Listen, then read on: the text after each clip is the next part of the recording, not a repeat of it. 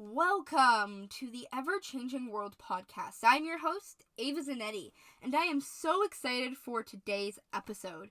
This is my first ever podcast and my first ever podcast recording, and I am just so excited to get into today's topic, and I'm also so excited to be starting this podcast. My New Year's resolution, one of them actually this year, was to start a podcast, and that's exactly what I'm doing here today. And really, that was foreshadowing the topic of today, which is building habits and New Year's resolutions. New Year's resolutions are notorious for failing time and time again. But that's not what I want to happen to you guys or truly myself. And that's why today I'll be talking about the importance of building habits, how you can sustain these habits over a long period of time so all of your goals, all of your dreams can be accomplished. I will also be talking about why New Year's resolutions tend to fail, because there are reasons why, and there's psychological reasons behind it. And I'll talk about ways you can mitigate that and make sure that all of your goals and desires come true. As well, if you're not listening to this around the January time of year, which is when I'm actually recording this. I'm recording this on January 3rd, so it is a topical topic for this time of year. I do want to make sure you guys know that these New Year's resolutions can be made at any time. You can revise your New Year's resolutions, because truly, your goals do not have to be set right at the beginning of the year. They can be set at any point of the year, and they probably should be, because goals and aspirations can change from year to year, from day to day, month to month. So it truly doesn't matter when you're listening to this. I think that all the goals and all the habits can be built at any time of the year. But before I get into that, I want to give a brief introduction on myself, as this is my first ever podcast episode. So in this quick introduction, I'll be talking about my goals for the podcast, why I started it, where I see it going, and when I will post. So to get into that, my name is Ava Zanetti, as I mentioned a few moments ago, and I'm a grade 10 student in Ontario, Canada. And truly, I just love learning. I will learn about anything and everything that you can give to me. But specifically, I love learning about STEM and entrepreneurship and business and investing and all of the nuances with that. If you don't know what STEM stands for, it stands for Science, Technology, Engineering, and Math. And particularly, I also love space. But don't worry, I won't just be talking about that. I'll be talking about many other things, including history and philosophy and life skills like I'm doing today, which is habit building. So truly, I'll talk about really anything that interests me. So it won't just be about business and it won't just be about space. It'll be about anything that I love to learn. As you can tell by me recording this podcast, I am a really inquisitive person. So I want to make sure that you guys know that don't just judge what I'm talking about because I am quite young. I have done my research, and I will always make sure to do my research properly. I will always have my resources linked in the bio of my podcasts, and truly I am here to learn for myself and to also help you guys learn about different topics that are super interesting to me. I always want to make sure that I am doing my research properly, so don't worry about that. I will make sure that I am always being completely honest and true to the information that is given to me at the time. And I do want to emphasize at the time, because as I am recording these podcasts throughout the year, if you listen to an older episode, it may not be the right information, especially if it's a developing story. Like next week, I think I will be talking about the James Webb Space Telescope, and that is an ever-changing news event. So I probably will do an updated podcast about that, when the first images come out. But I really want to make sure that if I don't do an updated podcast, that you guys know, and make sure you check the time I published the podcast, and I will make sure to mention that in future podcasts. So if you forget, don't worry, I will remind you, but I want to make sure that you look at when I posted it, because there can always be developments. And every single thing in life, there can always be developments. I mean, that's why I named this podcast The Ever-Changing World, because truly, the world is always changing and there's always new information available. So make sure you check that out, and all my information might not be correct if you're listening to it in the future. So please make sure you are reminded of that, and if there is anything really off, and if the data's off or something is off in my articles, please reach out to me and let me know, because I really don't want to feed you guys lies. I just want to be telling the truth here. I am doing this for fun, and I'm doing this so all of us can learn together. To kind of transition into why I started this podcast, I truly started this because I love to learn, and I really just for fun. I mean, I've always listened to podcasts. I've been listening to podcasts for years and years, and I love listening to them because it really feels like I'm having a conversation with a person that's podcasting. And I really think that I want to have that position. I want to speak about the topics that interest me, because I really do think I've talked my mom's ear off and all my friends' ear off with all the topics that I love to talk about. So I think it's finally time to start a podcast and do this. If you know me, you know that I love to talk, and I can talk for hours and hours about things that I love. So I definitely think the podcasting world is going to be very fun for me. Truly, if there's one listener or a few hundred listeners, I'm doing this for fun, and I will keep doing it for fun. So I hope you guys stick around, and I hope you guys enjoy the podcast, because this is going to be a really fun time. Okay, so my goals for the podcast truly are to let you guys learn and learn myself. I mean, a lot of these topics I do know about, especially the first beginning ones, but I'm sure there's going to be things I don't know. I mean, even in this podcast episode, there was tons of psychological things I don't know. Obviously, I'm still in high school, so there's things that I won't know about psychology, and I'm not a psychology major. So it's really interesting to me to be able to really deep dive into topics that interest me, and I hope you guys can also learn from this, and we can all learn together and have a lot of fun while we're here. So that's really my goal for this podcast, to have fun and try and learn together. For when I'm going to post, of course, this is my first podcast, so I don't have much experience in posting. I have done a little bit of research, so I do have a good idea of how I'm going to properly upload this onto Spotify and other podcasting networks. So do bear with me these next few weeks. It might take me only a week to figure out, and I might get a schedule up almost right away. But truly, I want to tell you to follow my social medias, which will all be in the bio of this podcast, for future updates of when podcasts will be uploaded. I'm thinking it'll be uploaded once a week for sure, but I'm not too sure of the day yet. So please keep updated with that. Follow me on wherever you're listening to this so you can get updated and notified when it comes out, so you can listen to the podcast. In terms of the social medias, my Instagram account for the podcast is ever.changingworld. Again, ever.changingworld. It'll be linked below, as well as I do have a Twitter, in case anybody does use Twitter. I do. I love Twitter. It's everchangingWOR. There's a word character limit on Twitter for usernames, so it's just WOR at the end instead of world. So make sure you type that in right, though, again, it'll be linked in my bio. I also have a website where you can listen to the podcast on there instead. Of course, I encourage you to follow along and follow or subscribe, whatever you're doing, whatever platform you want, to this podcast. Though, if you want to get a taste for it, you can always listen to it on the website, which I will also link below. And I will also be linking all of the resources that I've used here today. I will mention where they're from, and they'll all be linked if you want to do farther research. So on that note, and that little bit of a lengthy intro, a little longer than I thought it'd be, I'm going to start with the topic of building habits and New Year's resolutions. So how I want to begin this is I want to do a quick little exercise, and it's not really an exercise quite yet, because the exercise will be happening throughout the podcast as I give you more information and talk more.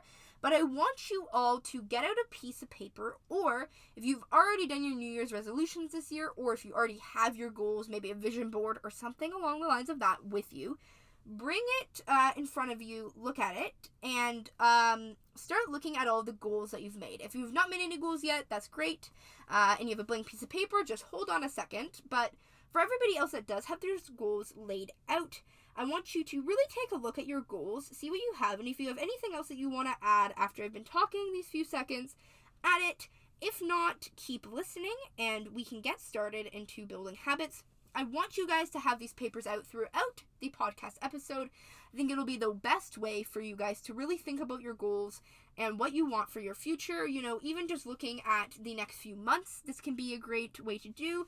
I will be talking mainly about habits and building habits, though I will be talking about why these things, New Year's resolutions specifically, don't usually work. Though I do think the articles are pretty applicable to different times of year as well, since these kind of subconscious things that happen in your brain do usually come about at different times of the year. But anyhow, I want you guys to have these pieces of paper out so you can make sure all the things that I'm talking about you either don't have or you do have, and make sure that your goals are as realistic and as amazing as they can be. But before I get into the meat of this podcast, I do want to let you guys know that I do have a lot of history and practice in building habits and keeping up with New Year's resolutions. I'm a type of person that loves to plan out, even though if you ever walked into my bedroom, it is a complete mess all the time. I do love to plan out my life, and I love to plan out how I'm going to reach my goals. I've had many different examples of this. I'll be using one particular one since it's a bit easier to see the success in a more linear type of trajectory than it is for the other habits that I have. But I do want to kind of mention these different habits that I have so you can really understand that I do have practice in this. Because again, I am quite young, I do want to say that I do have experience in this. And I do have quite a bit, and I have had lots of success with building habits. So, as I mentioned a few moments ago, I am quite the planner. Every New Year's, I always make a vision board. If you don't know what a vision board is, it's basically, you can do it for any period of time, but I usually do one for the whole year. And on this, I put all of my goals for the year. I put a big number, whatever year it is, in the middle. This year it was 2022, so I put that in the middle, and then kind of in a mind map style, I put out my different goals. So some goals for school, some goals for exercise, some for health, some for different projects, like this one was actually on my vision board this year. And I put these goals on there, and I can see this vision board whenever I go onto my lock screen, which is on my phone, though I might be taking it off soon since I have it on my desktop computer as well. And also, I usually make a physical copy, though this year we ran out of ink in our printer, and I will be able to do it in a few days, so I will be doing that when I have it. Vision boards are a great way to look at your goals and what you want to plan out. So if you want to do it that way, I encourage you to do so. If you're more of a visual type learner and you don't really want to read out your goals and you want to just see it whenever you wake up, that's how I like to look at it. It's a great way, and it's a great subconscious thing as well, because while you're looking at these images all the time, somewhere where you go often, you're constantly thinking about these goals, and it's a lot easier to get them done. I really love vision boards, as you can tell. But to talk about kind of my different habits, I have lots of small habits like making my bed, which I will be talking about a book about that actually that encouraged me to do so, even though my room is quite messy. But I also have other kind of bigger habits that are more easier to see. So that big habit that I'll be talking about is my running and my running journey. This journey kind of has had a huge achievement, so it's a lot easier to see how my habit was built, and I can really speak from experience in this. So to set the scene, basically, of my running journey, I started running in June 2020. As a little background information on my exercise habits, when I was a lot younger, I played soccer. I played soccer for 6-7 years, rep soccer, so that's travel soccer if you don't know. And I was a defense, and to be honest, I could barely run. I was, a little bit of a heavier kid as well, so I was a pretty good player. They called me the Wall, and, you can kind of see why. But, I was not the runner. So when I said to my mom that I wanted to run June 2020, I was in grade 8, she kind of looked at me with this confused face, like, I barely have seen you run, but sure, go for it. And that's exactly what I did. And on that fateful day, my whole beginning story is that I ran 1 mile. But I couldn't run the mile. I could only half run it, half walk it. So what I mean by that is I would run for, let's say, 3 houses. And mind you, these houses are not very big. So they were, like normal size houses. I could only run for 3 of those and then walk. Run, walk, run, walk. And let me just tell you, it was a struggle.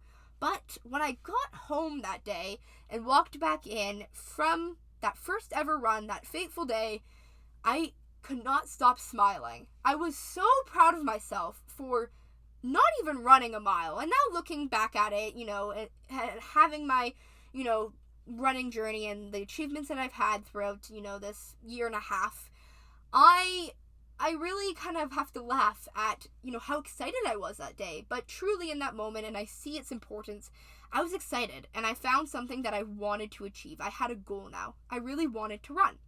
And as a kind of a footnote, if you don't know miles to kilometers, 1 mile is 1.6 kilometers. I'll be using them interchangeably, so that might help you a bit. Anyway, so I could barely run the mile, and after that, I just keep trying to run. I was still kind of half walking, half running, but each day I got a little better and better. Mind you, though, I didn't run every day. I ran only a few times a week. Even now, I run about 4 or 5 times a week. So there is an important part to rest, which is more an exercise note, but just so you know that, it wasn't every day. But I did run a lot of the days, and I just kept going and kept going and kept going. Truly, this was my quarantine hobby. And by the end of June, I could finally fully run a 5K. And in miles, that's about 3.1 miles. So I could fully run that 5K fully. And it was very slow. And I'm still not a very fast runner, but I was so happy. I still remember how happy I was. And at that point, I knew I wanted to keep going bigger, keep going higher. So by the end of July, I ran my first 10K. And in miles, that's 6 miles. And by October, I ran my first 15K. And then my first half marathon. And then finally, the big achievement, May 2021, I ran my first marathon. Now you can see, truly, this is why I said this was an easy kind of habit to track, since I could barely run a mile, and then in 11 months, I ran my first marathon.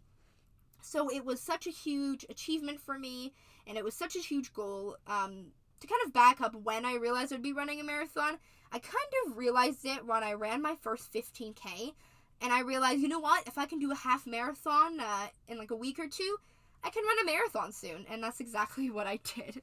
A little crazy. I definitely still think I'm crazy. I haven't been marathon training. I mean, I haven't ran a half marathon in a very long time, but it was such a goal of mine, and it was so exciting when I achieved it. And truly, I want you all to take that story as inspiration, that you can really achieve whatever you want, because, on that day I could barely run, and I could have never imagined that 11 months later I'd be running a marathon. It was absolutely insane. And for anybody that's worried about COVID health guides, I did run it at home, not on a treadmill or anything, but I had this 11-kilometer route that I ran 4 times. So don't worry, I didn't run in a race or anything. I was healthy, I was safe, especially in Canada. Everything's been kind of running rampant over here, so don't worry, I was safe when I ran it. But again, it was a crazy goal, and I'm still so proud of achieving that. So that was kind of my little backstory on that big goal that I've had. I still run to this day. I still have that as a habit. I run 4 to 5 times a week still. And yeah, I really wanted to tell you guys that story again as inspiration, but also to let you know that I do have background in building habits, so you do trust me a little bit more when I'm giving this information, though I do have proper sources as well. So now, finally, to get into the meat of this video or podcast, I want to talk about why New Year's resolutions fail first. So first I have this article from the Business Insider. It's by Jonathan Alpert. He's a psychotherapist and author of Be Fearless, Change Your Life in 28 Days. I will link this article in the bio as well if you want to do more research. So here in this article, he had 3 main reasons why your New Year's resolutions usually fail, kind of from this psychological standpoint, which I found really, really interesting. So the first point is that your resolution isn't specific enough. So the example that he gave in the article was to exercise more or to lose weight, and that would be the example of something you'd put on your resolution list. And what this actually does is it lacks ways to mark your progress and is unlikely to keep you motivated throughout the year.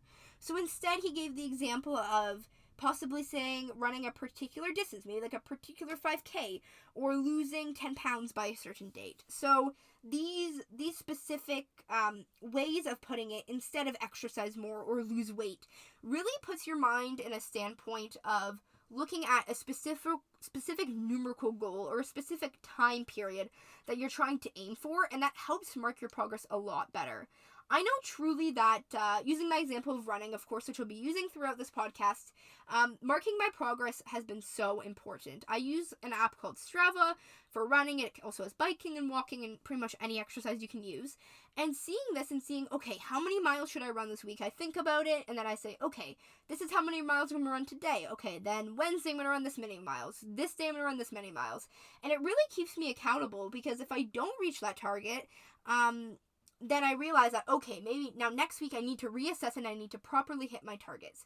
It really keeps me accountable, and it does take a little bit of self-motivation when you have a date, but it also is a pushing factor, because it pushes you that you have to do this thing on this certain date. Of course, don't do something on an unhealthy date. Don't say I'm going to lose 10 pounds by next week. No, that is not a healthy way to lose weight or to sustain weight. Make sure you're doing everything in a healthy manner, of course, and do your research on what goals you have, but marking something on a particular date and of importance and something that's realistic is super important. You know, another example could be a big test like the SAT, and let's say you have the SAT June. You know that maybe you want to start trying the practice questions January of the year. I'm using this example since this is the time of year I'm in.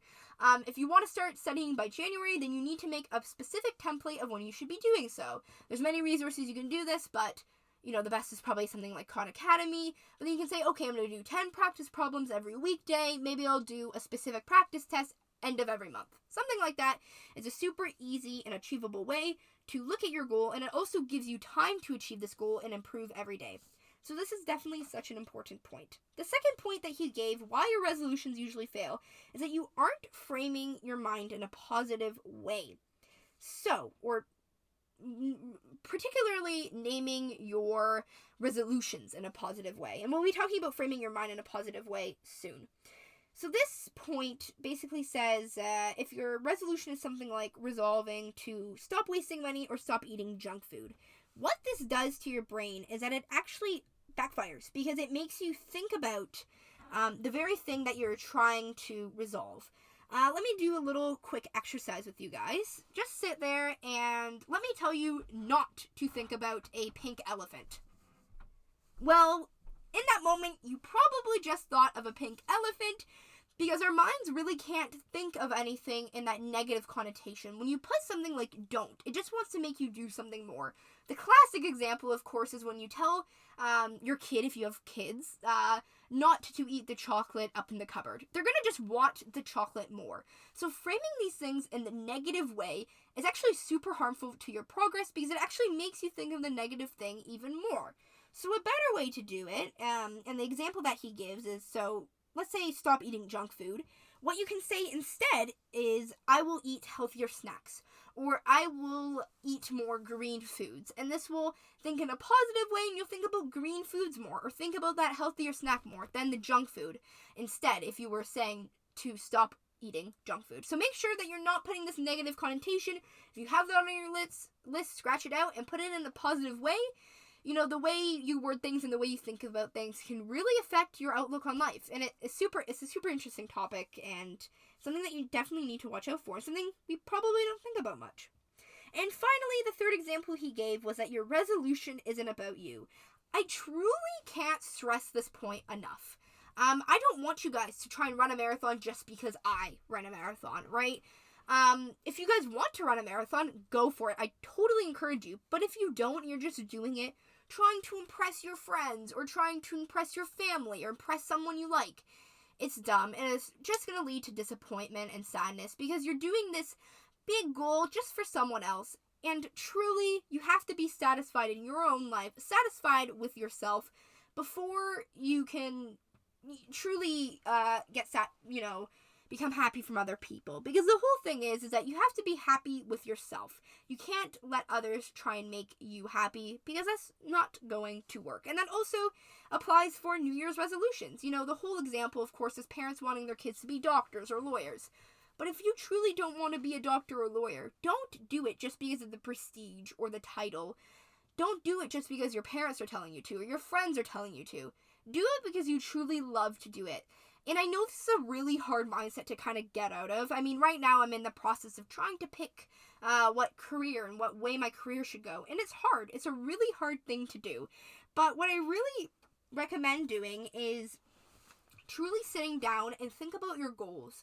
Maybe the easiest way to do this is think about your interests. Maybe you really love to be outdoors, or maybe you really love reading. Think about these different interests that you have, and this could help guide your New Year's resolutions or guide the way your career goes. Of course, this might not be the only way to do so. It might be more of a simple exercise, but really thinking about what interests you and what you truly love to do. It might take a few days, a few weeks, but it's important to really think about what you like, and don't do anything just because somebody else wants you to do it. It is not a good idea. So that concludes that first article. I definitely think it was really interesting to see how the way you think and the way you word things really affects the outcome of your goal. So that's a completely interesting way. But now I have actually a second article, which is from Forbes, and this is by Nancy Burke. And the first little kind of statistic that we have here is that it's actually shown that 80% of New Year's resolutions fail. This is such an interesting statistic to me, because it's such a large portion of the population that actually fails their New Year's resolutions. And as we mentioned the 3 points before, there's a few more points that Nancy has here, why these things happen. And really, this failure rate shouldn't be this high. But it is. And you shouldn't think that this failure rate is high just because, you suck at whatever you're doing. You're not made for it. You're not strong enough, all of this. No. You need to frame your mind. You need to frame yourself in a positive way and use these different types of skills and these different habits to really make them stick. So the first point that she has to see why these resolutions usually fail is that your consciousness actually needs to change before your behavior can change. So the Einstein quote that she actually has here is, "We cannot solve a problem on the level of consciousness that created it." Really think about that quote, digest it, and see kind of how it applicates to your own life. Think about the times that you've been super positive. Think about the times you've woken up and said, "I'm going to have a great day today." How did your day turn out? It probably turned out more positive than negative. On the flip side, if you said, "I'm going to have such a bad day today, I had bad hair, or bad this, or my breakfast sucked," or whatever you want to say, or whatever you do say, and you go to school or you go to work, your day probably sucked. That's because of the way we frame our mind, in the morning or really at any point in our lives can really affect our outlook on life. Of course, pessimists always seem like they're always looking at the negative because they have this negative outlook on life, while optimists are always looking in the positive. Of course, there is always a place for positive and negative, though overall you want to be a positive person, because if you are positive, you will look at the positives of life instead of all the obstacles that are in your way. It's important to look at the obstacles so you're not completely, not looking at realism, but you do want to be positive because, being positive about your future, being positive about the goals that you can achieve will really allow yourself to achieve them better, achieve them faster, and really look for better opportunities. So, kind of keeping your mind in a positive manner as much as you can is super important before you can start building these habits, start building these resolutions, and look at life in a more positive way. She also mentions how changing aspects of yourself first will also be able to sustain these goals. I'm not saying that you need to change your whole life. That's, some of these goals might be trying to do that, but changing your outlook on life, changing your mindset can affect a lot about you. The second point that she has here is that you don't have an accountability structure to help you sustain change. So the examples that she gave was friends or family, who might be really negative. So let's say your friends or family, as I just mentioned, are super negative people, and they are always telling you that you can't achieve what you want to achieve. Well, you're probably going to think that you can't achieve what you want to achieve because everybody else around you is saying so. So really, kind of the point behind this is you want to build a structure around you of people that are positive and are going to help you achieve your goals. Of course, some people are just going to look at you and say you're crazy for trying to achieve what you want to achieve. And sometimes you just have to kind of shut your ears and not listen to that. But it's super important to also have people around you that are positive, but also people that'll keep you accountable. So you don't want people that are enabling your negative behaviors. Let's try to say you want to get on a healthy lifestyle. You want to try eating better. Let's say you drive by a fast food restaurant and your friend's in the car and you say, oh, I really want a burger right now, but I probably shouldn't. And they say, no, go for it. You deserve it. That's probably someone that's enabling all this negative behavior, and they're really not looking out for you. They're looking out for the worst in you. If they know your goal and you know you want to achieve it, instead they'd probably say, you know what, maybe not right now, but let's go try this new salad bar I saw, or let's go have a wrap. Let's have something a little bit healthier, because that's what the goal you're trying to achieve is. So make sure you have people that are accountable. And a great way to do this is if you have a friend and you both want to start going to the gym, let's say, and you do it together, and you make sure you show up every single day together, you keep each other accountable. This is a way you can really keep you guys in line. Of course, some people might be better at doing this than others, so make sure you choose someone that's a little bit better at keeping themselves accountable as well as you. But doing this will really build a support system and also help you achieve these goals. And finally, the third way that she gave was that you're actually scared of and or resistant to actually having this big goal. And this was a super interesting kind of look at this problem, or like the New Year's resolutions failing problem, that I found super interesting. So she said that, sometimes in your own mind, you're scared of what will happen when you achieve this big goal. Let's say you achieve this big exercise success, you get, your new PR. You're actually scared of achieving this, and that's why you kind of push it back. You push the productivity back. It was actually researching this point and seeing the psychology behind it. And it's that you're some people are actually scared of that. If this thing comes to fruition, how will it change my life? And change is a really huge kind of psychological thing that a lot of people are afraid of. People, in the most part, are afraid of change.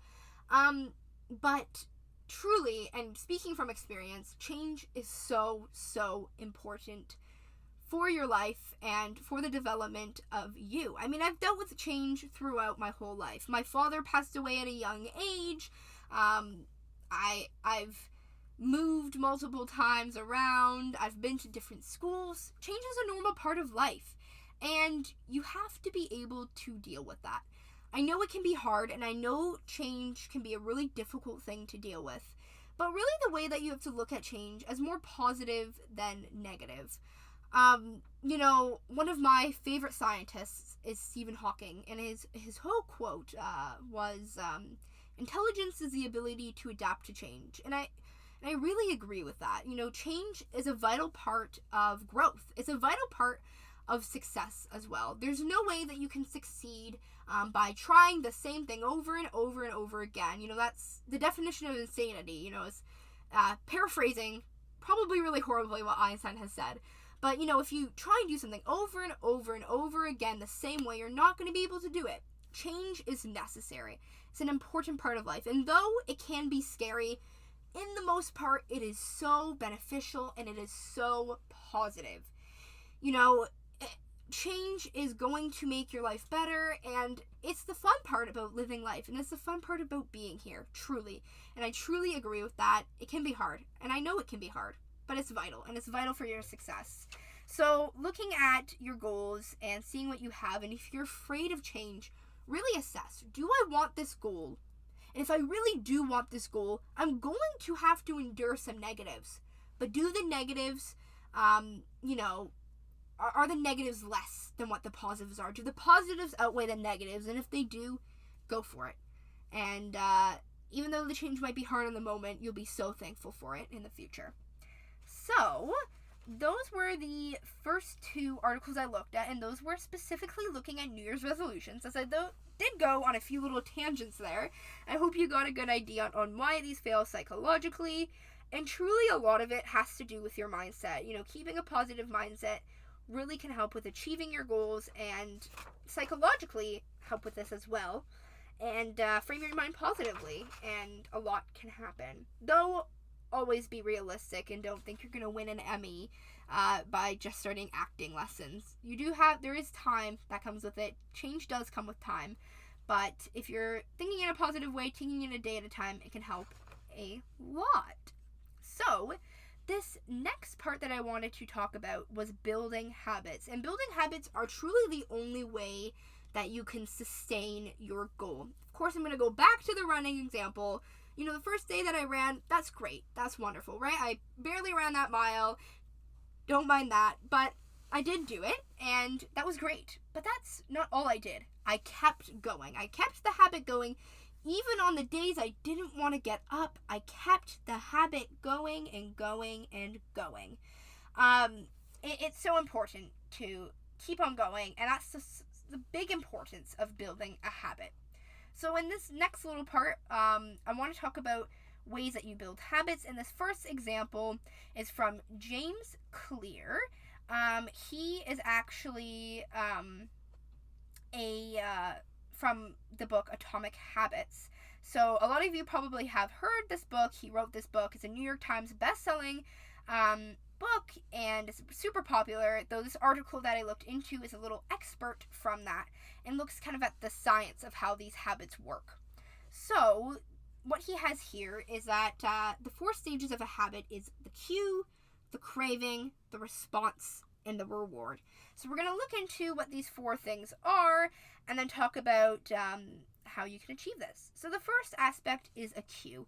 And these 4 things kind of go in a feedback loop. So they go in a circle, right? So the cue, then the craving, then the response and the reward, and so on, and it goes in a loop. So the first thing is the cue. So this triggers your brain to initiate a certain behavior. So it's what predicts the reward. So from, evolutionary, looking historically at, our primitive ancestors, they were paying attention to cue that signaled primary locations of different rewards. So these rewards may be something like food or water. And today, when we look at these cues, we can predict different types of levels. So the levels that he gave here in the article were rewards like money and fame or power, or love or friendship, or something like approval. So these kind of pursuits are still, in an evolutionary sense, important for us because it still provides this reward that is going to make sure that our species keeps going and going and going. So a lot of our habits and a lot of the different things that we do in our lives happens because of evolution, which is really crazy to think about. But if you look at your life and a lot of different things, and I'm sure I'll touch on different types of these things in future podcast episodes, but these different things that we strive for, the different ways we interact with the world, still really connects to our evolution. It connects to survival. So this cue sense in our brain connects to the survival of our species. The next part of this is the craving. So this is kind of the habit loop that wants us to keep going and going and going and going and going after this because of that cue that we had. So this is like the motivation aspect of building a habit. So the crave is not the habit itself, as he mentions, but it's the change in state it delivers. So the example he gives is you do not crave smoking a cigarette. You crave the feeling of relief it provides. You're not motivated of brushing your teeth, but rather by the feeling of a clean mouth, etc., etc. So you're kind of desiring the feeling that you have. The craving is the feeling that you have, not the thing that you're doing. If you really thought about smoking and putting kind of tar into your mouth and thinking about that, you wouldn't want to do it, but you desire the feeling that smoking gives you, and that's kind of the craving that you achieve. And then the next part to that, of course, is the response. So this is the actual habit.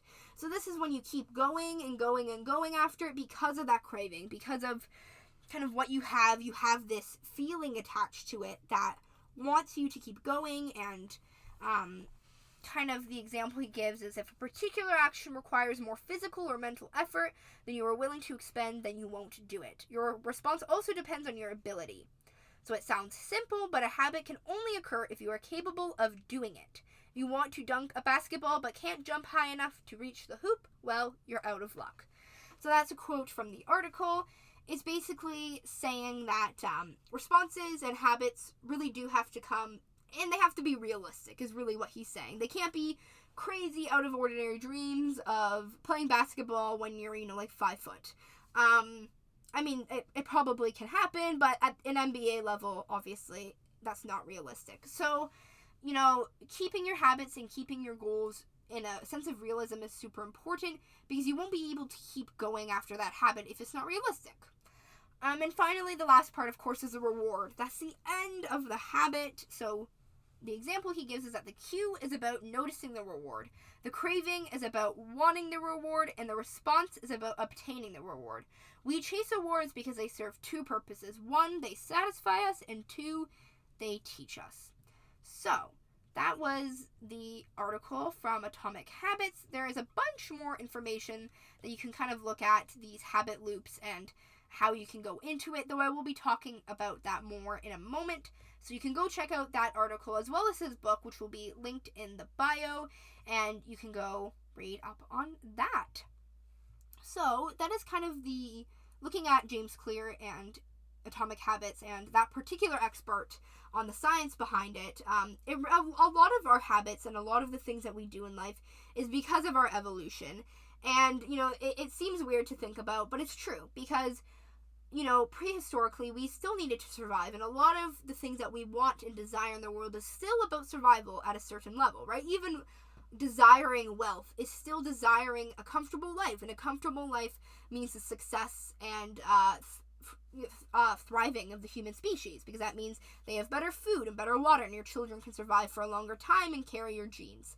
So all of these things and all of these habits can really be boiled down to the scientific level, and if you want to look at it that way, you can, but if you don't, I want to kind of give you my own experience in building habits in ways that you can start, because knowing the science behind it is super important, like James Clear has mentioned. Also knowing why these resolutions usually fail is super important, but right now I want to talk about ways you can apply this and ways that I've found out to apply this. So I've given 5 examples here of kind of how you can start building this goal or building this habit and keep going with it, because the keep going with it part is the most important part of all. So the first point I have here is not expecting much at first. So what I mean by this, and I'll use my running example, of course, again, is that when I went running that day and I put my running shoes on, I didn't think I'm going to run a marathon. No, I thought I'm going to run as far as I can, and if I walk a bit, that's fine. And I want to see how much I can run/walk and what distance I can do today. That was my goal. That was the plan.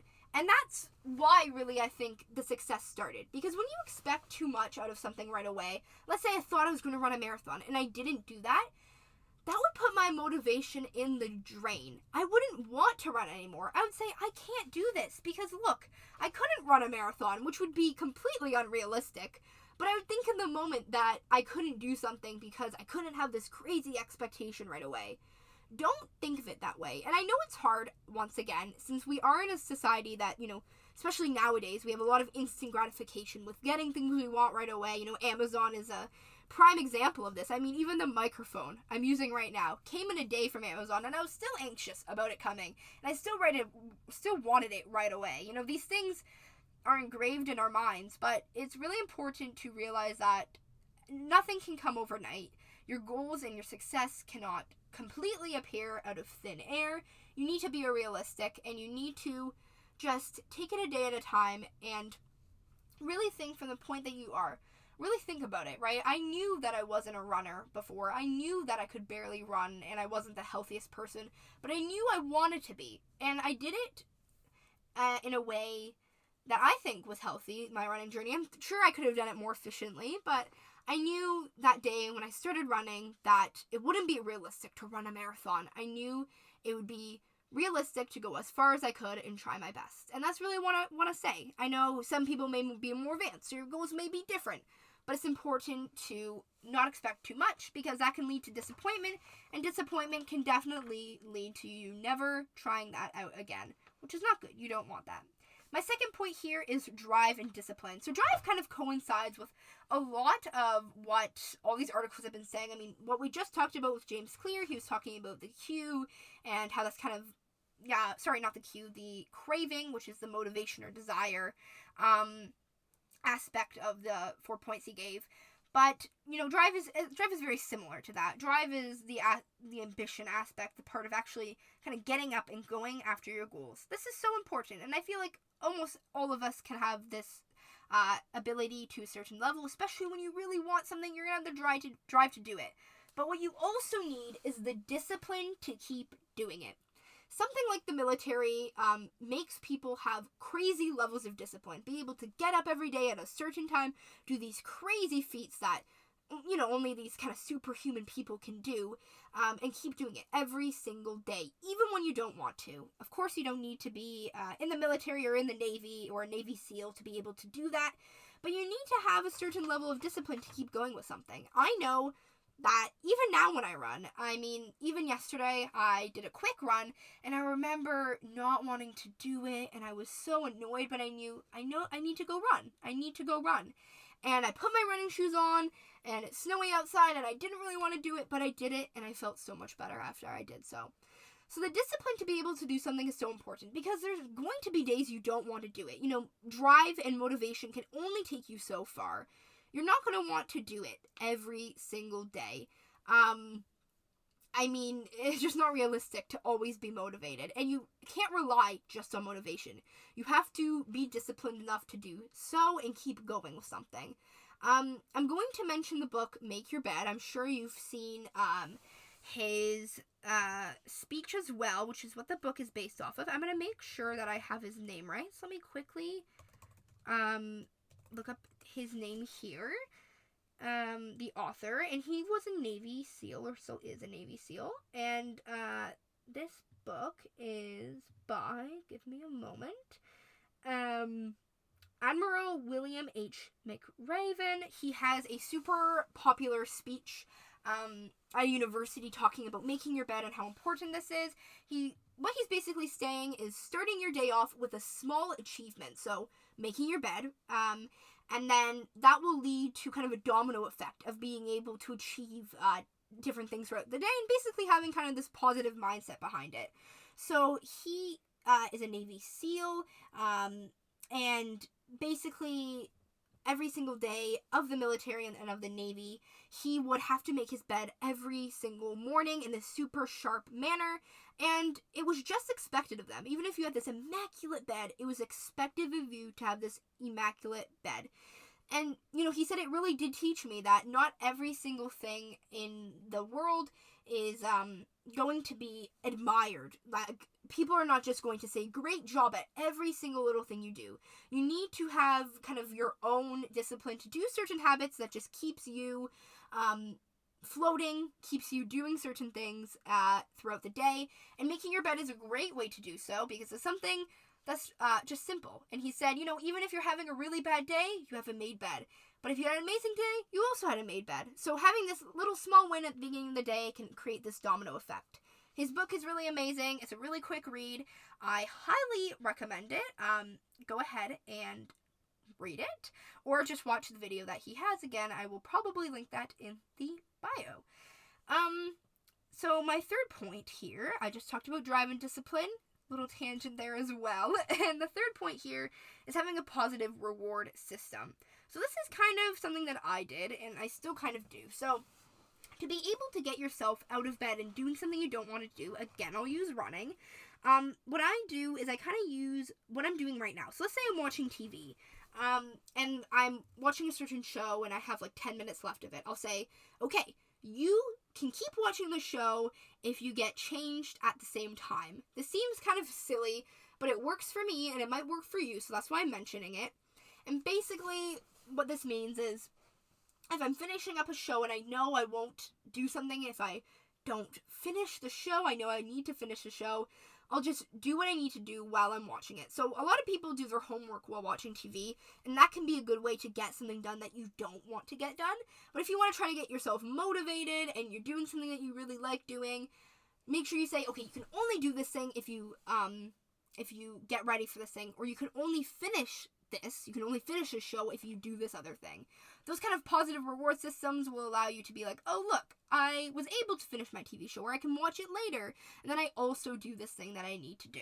So that's a good way you can do it. There's many different ways of building a reward system. Truly, it works for some people, may not work for you, so you can try that one out. My fourth point here is always keeping your end goal in sight. So I know it can be really difficult when you have to get up and run every day or have to do your homework every day. But keeping your end goal in sight, really thinking about what you truly desire in life. Let's say, again, my running example, my huge goal was a marathon. I knew I had that goal. Well, at some point I knew I had that goal, but I always knew I had a different goal to achieve. And knowing that, it's really going to help motivate you to keep going and going and going. And also having that discipline, they work hand in hand. It can help you, if you're having a really bad day, you have to think, you know what, this is helping me achieve my big goal. And I definitely know I'm the type of person that when I achieve a big goal, I just keep going and going and going after the next big thing. So this is something that you might relate to as well. And keeping this big goal in sight will help you keep your eyes on the prize and kind of in that sense, and keep you wanting to go after it even when motivation levels are low. And my final advice for you guys is to always believe in yourself no matter what others say.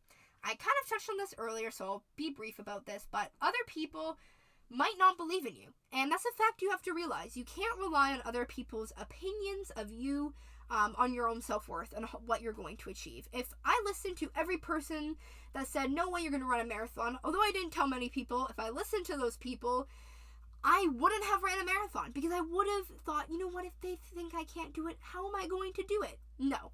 You have to realize your own self-worth. You have to realize who you are as a person and realize that you can achieve it. Of course, again, be realistic. Don't be too unrealistic in your goals, because then you just won't achieve it. Then you'll be sad and all of that. But if you do have a big goal and people say you're crazy, don't listen to them, because it's your goal. You know yourself best, and achieving something big is nothing to be ashamed of. You can do it, and truly I believe in you. Again, though, be realistic, because especially at the beginning, because if you're too unrealistic, that can really demotivate you. But believing in yourself truly every single day, keeping this positive mindset, will make yourself better. So, to kind of wrap things up, talk about the different points I think are the most important. I definitely think keeping a positive mindset is so good for you. As well, another good point is kind of keeping this discipline in building your habits. It'll really help keep it going even on those bad days where you don't want to do something. If you still have your papers out in front of you, which I hope you do, I hope you use these different tips and tricks.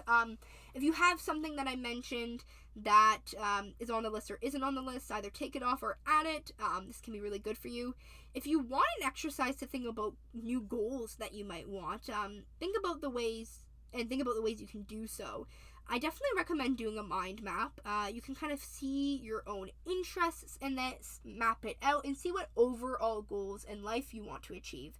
This is a great way to do so. Of course, there's so many different resources, or just take a moment to sit and think. Think about your hobbies, think about what you do on a day-to-day basis, and think about ways you can achieve those goals, or maybe start a business, or get a certain degree, and see different things that you can do and keep that big overall goal going, and also keeping shorter and smaller goals for short time periods to keep yourself accountable. On that note, I also recommend using a schedule and or a daily planner. I'm the type of person that loves putting pencil to paper, so I love to use my physical copy of a daily planner, though I highly recommend using an online planner if you're mainly online. I'm on online school right now, so this can also be a really helpful way for you to track things if that's an easier way. Anything that works for you, so use that. As well, you can also keep accountable by either kind of using a person or using an app. I'm sure there's many different apps kind of reminder apps to remind you to do a certain thing, to remind you to study, to remind you to run or exercise or eat healthy. These reminders, if you don't have a certain person that might keep you accountable, will keep you accountable, and you can also stick to the goals in this way as well. Once again, all of the resources are linked in the bio in this episode. So I really hope you guys enjoyed learning about your habits, learning about your New Year's resolutions. I hope you check out those resources if you need any more information that I have not provided. Once again, if you have any questions about what I've talked about, if you want any more resources, you can reach out to me as well. If you have any ideas for future podcast episodes, reach out to me. Any problems or concerns, again, reach out to me. My Instagram for the podcast is ever.changingworld. Again, ever.changingworld for the Instagram. For Twitter, it is everchangingwor. Everchangingwor for the Twitter, and the website is linked below. Everything will be linked. Once again, thank you all for listening to the first episode of this podcast. I will give out a proper weekly schedule as soon as I can, as soon as I figure anything out, so please bear with me. Keep following every single one of these pages, whatever works for you, so you can make sure you tune in for next week's episode. I hope you all enjoyed, and thank you for listening to Ever Changing World.